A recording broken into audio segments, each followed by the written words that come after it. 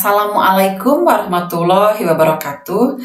Selamat datang dalam pelajaran sejarah wajib atau sejarah Indonesia kelas 12 bersama saya, Aya Sofia Martini. Materi yang akan kita bahas kali ini adalah kontribusi bangsa Indonesia dalam perdamaian dunia, di antaranya ASEAN, non-blok, dan misi Garuda. Apa manfaatnya bagiku? Yang pertama, mengetahui sebagai bagian dari bangsa-bangsa di dunia dan konsisten berpartisipasi aktif dalam mewujudkan perdamaian dunia.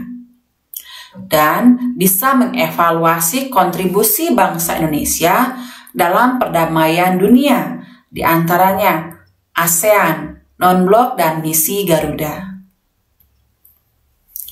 Kita akan bahas tentang ASEAN, Association of Southeast Asian Nations, sebuah organisasi geopolitik dan ekonomi dari negara-negara di kawasan Asia Tenggara.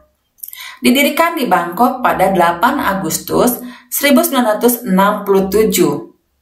Tujuannya untuk meningkatkan pertumbuhan ekonomi, kemajuan sosial, dan pengembangan kebudayaan negara-negara anggotanya, memajukan perdamaian dan kestabilan di tingkat regional, serta meningkatkan kesempatan untuk membahas perbedaan di antara anggotanya dengan damai. Anggota ASEAN yaitu saat didirikan ada Filipina, Indonesia, Malaysia, Singapura, Thailand, dan kemudian Brunei Darussalam bergabung pada tanggal 7 Januari 1984. Vietnam bergabung pada tanggal 28 Juli 1995.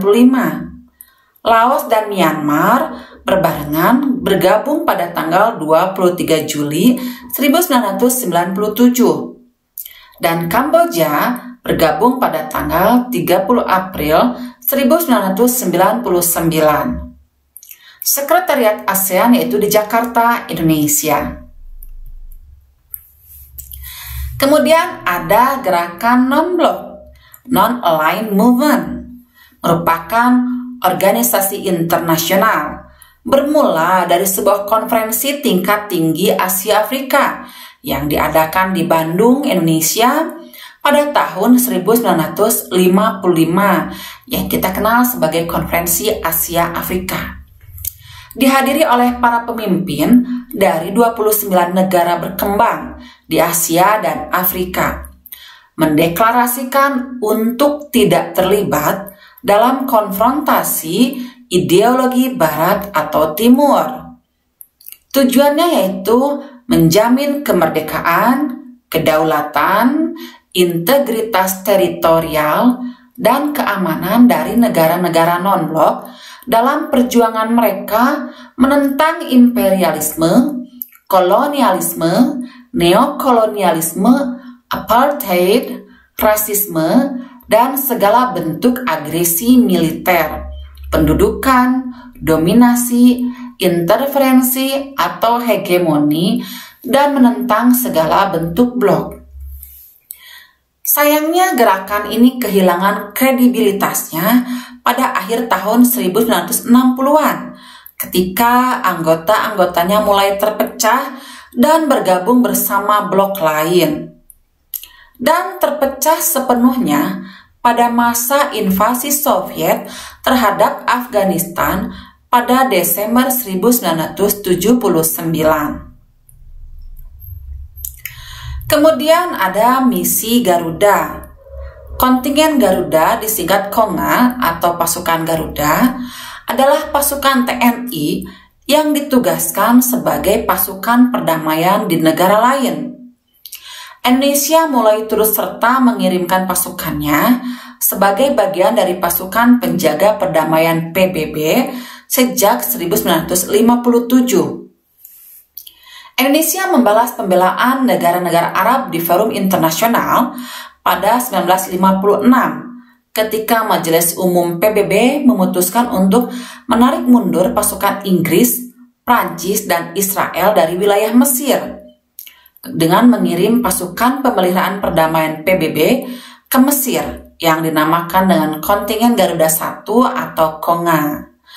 Dari sejak tahun 1957 sampai sekarang sudah banyak sekali pasukan Garuda yang dikirim untuk membantu PBB dalam menunaikan perdamaian dunia. Kuis yang pertama, jelaskan peranan bangsa Indonesia dalam upaya mewujudkan perdamaian dunia saat ini.